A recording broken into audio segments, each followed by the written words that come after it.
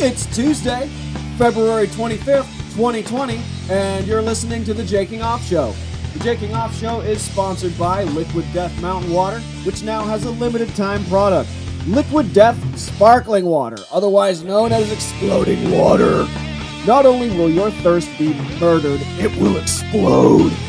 Go to liquiddeath.com and pre-order the Exploding Water for a limited time only. Liquiddeath.com. Murder your thirst!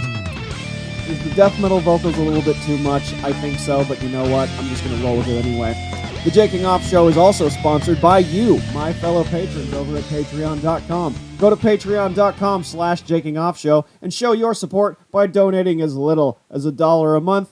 It helps me pay for stuff like brand new cameras that I just got, a new fucking table, which is awesome, cool. I mean, it's an investment, you know?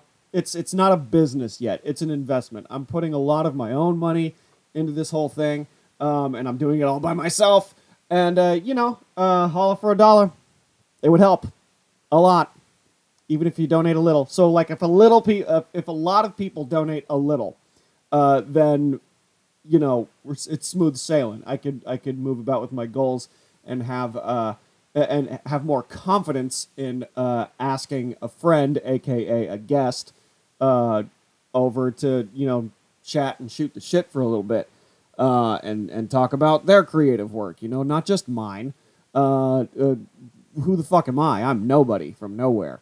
And people need to promote their stuff by having some sort of long form conversation content, because podcasting is like exploding now, and people just need to get the word out on their stuff, man. And not everybody has time of the day to have these tools, and I am doing this because it's fun and I like doing it, and I don't care how many people listen or watch or don't listen or whatever. It doesn't fucking matter to me, really. You know, I'm just doing it, and I'm just being consistent, and that's all that really matters. That's all that really fucking matters. I looked at the analytics. I get weekly emails from the thing that I get the podcast from, and it's nuts. You know, I have consistent listeners in 15 cities across the U.S., and there's like a few in Europe. There's like one in Milan, one in Linfelden-Edsterdingen, Germany. I hope I pronounced that right. And dude, please reach out to me. No sprechen Sie Deutsch. But reach out to me and see if I'm pronouncing that right, please. I really hope I am. And some guy in Switzerland, some town in Zurich, I think it is. Cool, thanks, dudes. Leave me a review on the iTunes if you're listening on iTunes. Reach out and touch me. No, reach out and touch faith. That's the song. I'm fucking this whole thing up. Maybe I shouldn't have hit the pen before I started recording, but you know what? Fuck it. The solo episodes are basically my personal journey into stand-up, and how I feel about it, and show breakdowns, which is what this episode's going to be, sprinkled with some motivation, some updates on life and stuff that's not like too personal. You know, there are things that just are not ready to be said yet, but if you want to see, if you want to hear those things that I say that I don't say on the podcast, that would be my live shows. We got some shows coming up, you fuckers. Sunday, March 8th, I'm at the Springbok, Van Nuys Comedy Club, 9 o'clock. It's free. It's free, but look, it's a small venue, all right? So there's an Eventbrite page in the description below where you can reserve a table for $5. That just guarantees your spot, because look, it is a sports bar, and it's a Sunday night. Sometimes there's a fucking game on, and sometimes the show will start like 10 minutes late because the fucking Lakers are on, and people are in their jerseys watching it. It's a sports bar, but when the sport ball goes away, it's comedy, and there's like people that don't expect it. There's people that are just there, to hang out, and then they're like, "Oh, comedy show. Oh, you want to stay? Okay." And then some people stay, and that's kind of the crowd. You guys should come out there. It's in Van Nuys. I know most of you motherfuckers live in the Valley. I see the analytics. There's a couple of you in Burbank. There's a couple of you in Van Nuys. There's a couple of you in North Hollywood. There's a couple of you in Sylmar. There's a couple of you in San Francisco. Too far. I know who that is. Eddie, what up, Eddie? Holla for $1, man. I would greatly appreciate it. Yeah, so like most of you guys who listen are in the Valley. So this is a free Valley show, my dudes. Take advantage. Because not to toot my own horn, but I'm getting better at this. I get better every time, whether I bomb or I kill or whatever. This might be your only window to see me for free. Because look, 10 years down the road, whatever that becomes, maybe I'll look back on this recording from now and think like, oh, this is what I think was going to happen. You know, I see myself making money doing this, and I would charge like, 20 or whatever to come see me, which is like dirt cheap because it's not even just, it's not even just the ticket price. It's the parking, it's the babysitter, it's food, it's all this stuff, if I'm somewhere like at the Laugh Factory or the Comedy Store or Flappers, it's not just the ticket price. There's all this other shit that ends up being paid for because it's a night out. It's a night out, and it's without business, there's no show. So that's why things cost money. So a free show. And only if you want to reserve a table and guarantee that spot, because you might not always. It might be fucking full. Some comedian on the poster might bring like 10 friends, and then you fuck up. By not reserving it. Don't fuck up is what I'm saying. March 11th, I'm at Flappers. There's a link for that ticket info in the description. It's $10, but I think the link that I'm hooking you guys up with is half off tickets. Okay, so $5 tickets at a 7:30 show at Flappers in the Yoo Hoo Room. It's a nice intimate little space.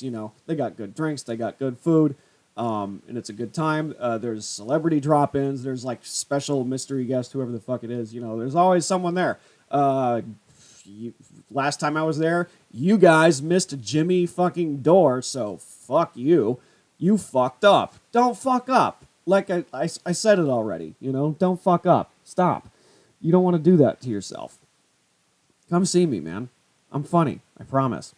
And then the 13th through the 18th, I'm out of town. I'm in Oklahoma visiting family, and I happen to book a club over there called the Looney Bin. That's nice.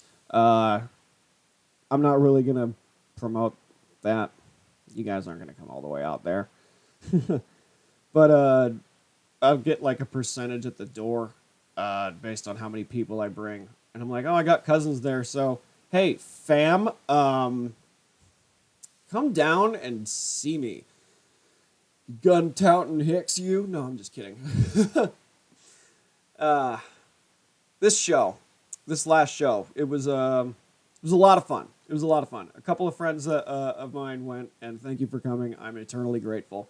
And it was, I did something that I hadn't done, that I haven't included in the material, is that I physically move more in like rage, which is, but I say it in like a still like funny cadence, I suppose, where like I come off pissed off. I went on this rant on like bitches that fucking have healing crystals, like, that sort of vibe.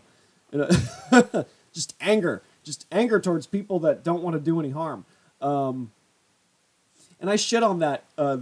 I shit on astrology, and I shit on healing crystals and like Eastern style things, meditation, all that white people are just fucking like, oh, I'm woke, that type of shit. And I half believe that stuff. I half do those principles. At the same time, you have to mock your belief system. You know, you have to disrespect your fucking shit because it's funny and people don't view the same things as you, and you just have to be different.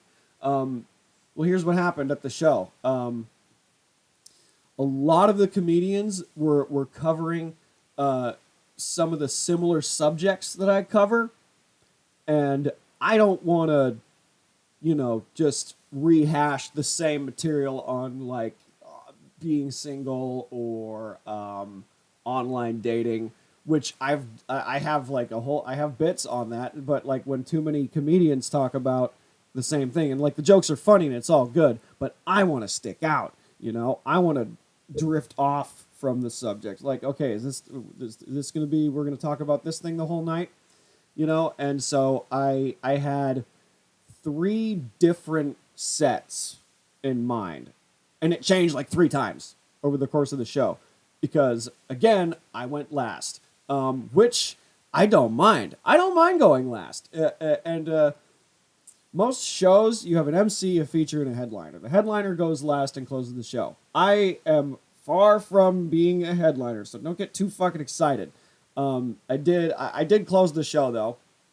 I did about 6-7 minutes or so, and I just fucking brought the energy. And I'm like, I'm going last. I have to close this thing out. I have to shut it the fuck down. So I did, and I had watched the entire show. I listened to what every single comedian had talked about. Puns seemed to work in this room, so I had a couple of one-liners that are punny, and that worked.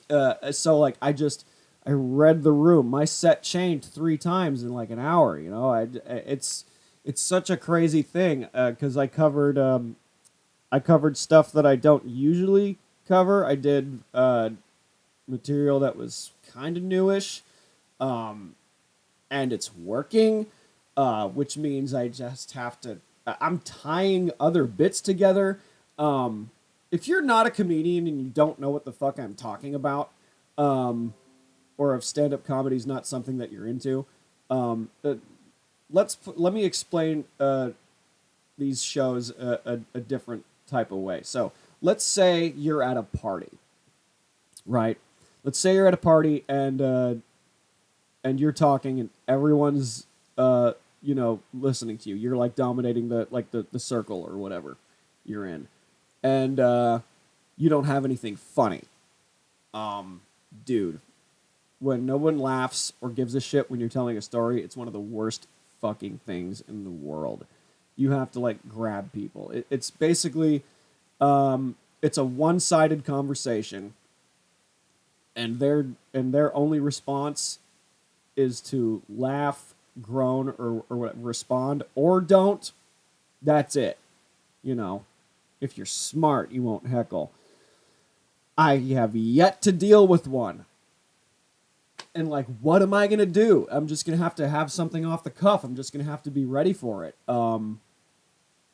And I think I am. I think things happen. The reality of it all is so interchangeable and so shifty. A room can change like that. People can leave, people can come back in, and it's a scattered deal. That's why I like playing clubs more.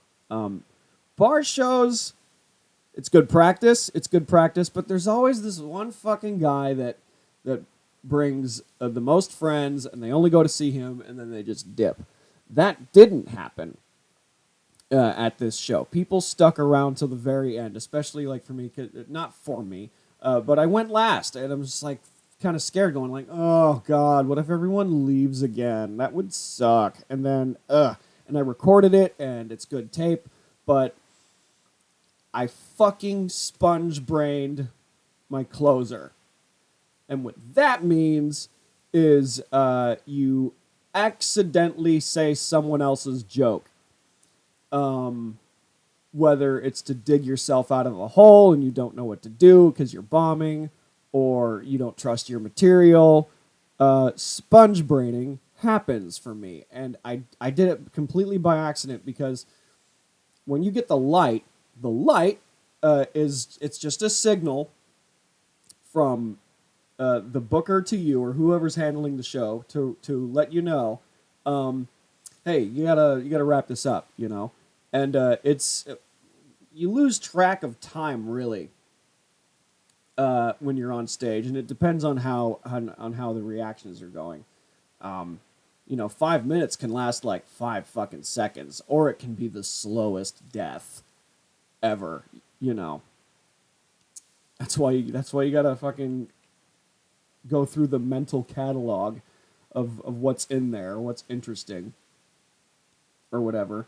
And occasionally, uh, you accidentally trip up on somebody's uh, joke. I did that. Ugh, and I hate that I do it. But they didn't know that I did it.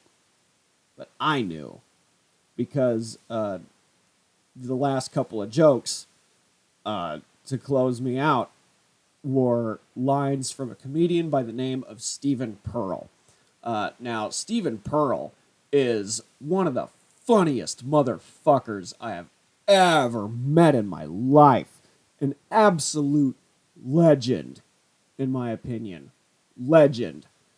And I saw him perform at the Sportsman's Lodge in Studio City for the first 2 years of me doing stand up, but not for real.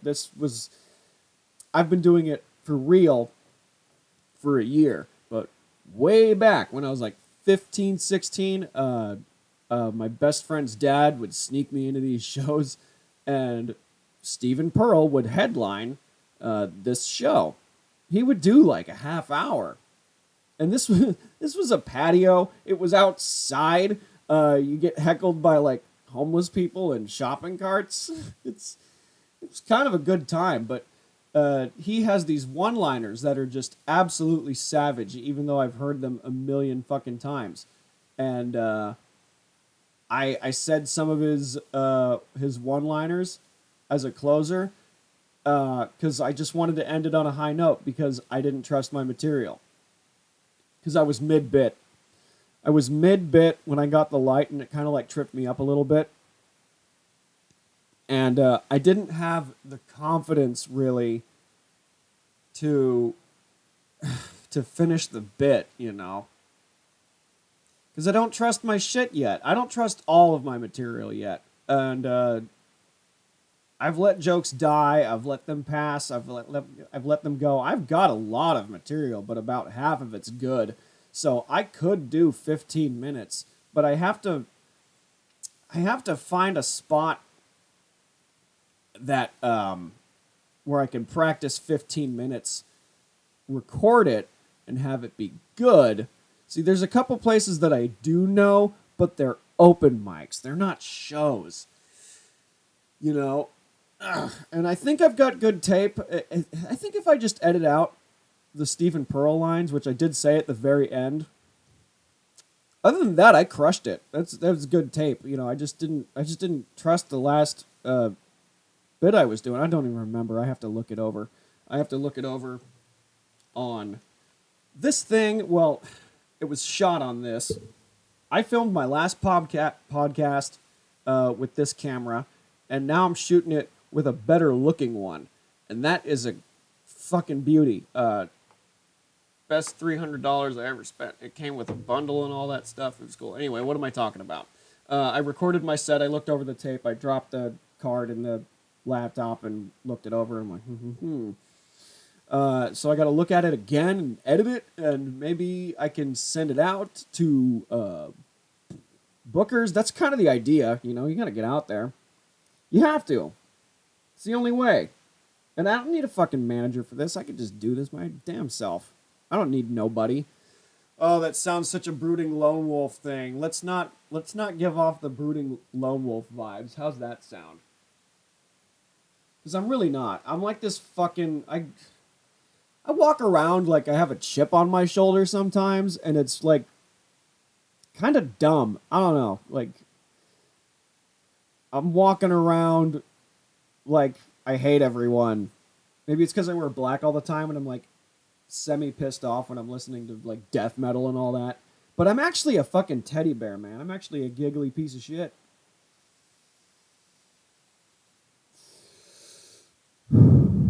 Ah, this slight pause was brought to you by marijuana. Good stuff. I switched to a pen. I used to smoke out of a pipe, but thing is, my roommate has asthma, and the smoke, I could do it like the college days back when it was like shady. I could close my door. I could open a window. I could stuff orange peels at the bottom of the door to block it, or use like a blanket or something. I used oranges in college because I didn't have extra blankets, and I had an orange. Um, but now that like it's way more like free now. It's like way less sketchy than it was. But she's got asthma, and I can't just stink up the place. So I switched to a pen, so I can, light up and all that shit, and nobody's got to worry about nothing. We got no problems, no drama. And I'm reading articles because my mom sent me these articles. I had been smoking weed for 10 years at this point. And my mom was cool with it. It's like, it's whatever. She's an old hippie. Yeah, you're going to college. You're going to try it. There's no point in stopping you. No point at all. Why even try? Um, and she passed me this article on like vaping and oil and all that stuff, and it could cause respiratory problems like faster than regular smoke. Like she smoked cigarettes for 25 years. Like, why are you telling me this? Did you know that 100% of non-smokers also die? I don't know, just a thought. Um, but yeah, these people are like, oh, it's bad for you. I'm like, you know what, man? Everything fucking kills you. Everything does. Too much water will kill you, man. Too much liquid death could possibly kill you. Liquiddeath.com. Do it. Um, I had to throw that in there. But yeah, weed's just more accepting now, and that's nice. But because of how I'm smoking it is now like causing drama and all that. It's just you're just finding new things to be pissed off about. Like why? You know? Why be mad about something that in moderation can help you? Cuz look, I'm a very angry person. I'm a very uh nervous person. And weed helps just level me out because if you've seen me on stage, I'm a fucking animal, like I'm nuts, like I let it fly. But the thing is, I'm like that with less control, uh, sober, and in life sometimes, you know. Um, and if done right, I can use pot to my advantage because I don't think pot makes you lazy. I think lazy makes you lazy. Um, it's all up here. It's all in the mind. Luckily, that's a sativa, so that's not going to put me out. People shit on sativa. I have a friend that shits on sativa so hard. Like, come on, man. Why are you going to smoke indica? Do you want to just be, if you're listening, then I just leaned back in my chair in a catatonic state. It's called wheelchair weed. You just get put out. At least I do. You know, and I've learned to take some steps away from it a little bit because it does affect my comedy. Now, I had done sets a little stoned, like just a little tiny hit, and then I go up. But the thing is, I trail off and I forget what the fuck I'm talking about.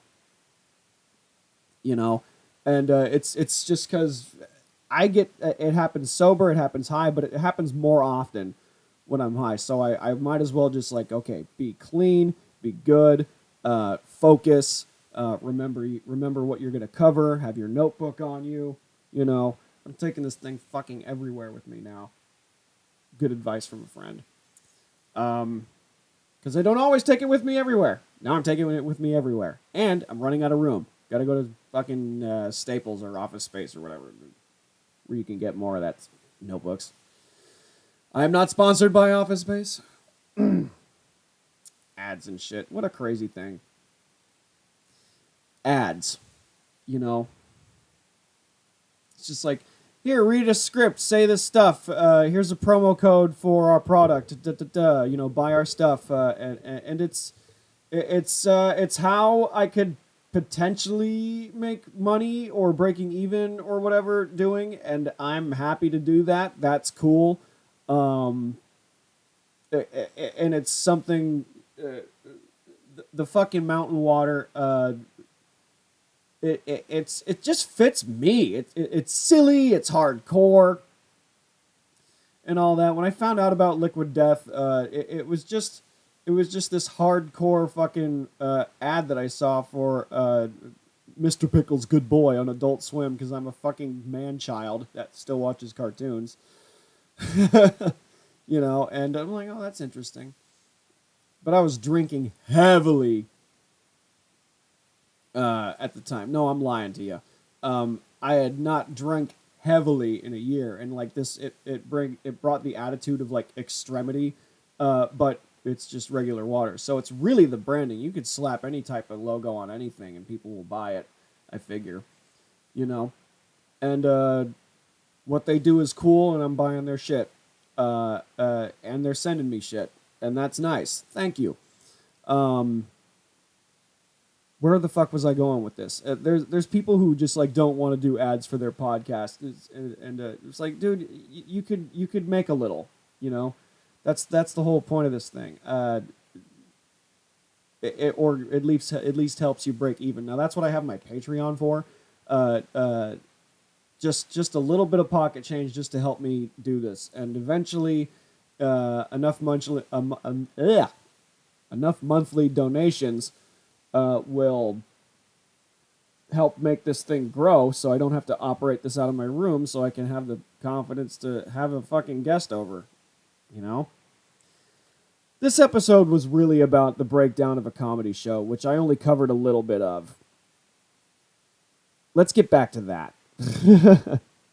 Before I trail off. Weed, I gotta do this clean now too, because I'm just rambling at this point. Not really prepared, no real structure. What the fuck am I doing? It's because nobody really listens to this shit. Whatever. I'm just going to be consistent. Anyway, the show. I got a couple of friends booked. Not because of me, but I pointed them in the right direction. Like, hey, go to the open mic at the Springbok on Sunday nights. Go up. The booker's there, or someone who knows the booker is there, and goes like, "Oh, he's good. I'd recommend him, or I'd recommend her, or whatever." Just go up, do it, and you might get booked for a fun show. I encouraged a couple of friends to go for it and try it, and they did it, and they got booked. Cool. And it's just like this community building thing now, and it's nice. It's really fun. There's like a certain camaraderie with the type of scene that I'm in right now, and it's very cool. But we all have our lives. We all have our jobs. We're all coworkers. God, half the fucking comics we're talking about dating and shit. Like, come on, is it that important right now? Yeah, I suppose, but it's just a monumental waste of time for me. Monumental waste of time, because I work my regular fuck shit job, and then I do comedy at night, podcast at night sometimes, whether it's a show or an open mic. I'm there sometimes. I'm honestly not going up enough. but I'm just getting better with each experience, and it's wild. It's wild. Anyway, fuck it. That's it, and that's that. That was just some of my thoughts. Yeah, we jaked off. Come see me at my live shows if you haven't done that already. We are way too fucking high right now to do anything. I have to get groceries. I have to do a little house cleaning and go to an open mic. There's $5 sitting on that table right there that says, "Hey, spend me on word telling." Branding is hard when making the words go. All right. Okay, thanks. Bye.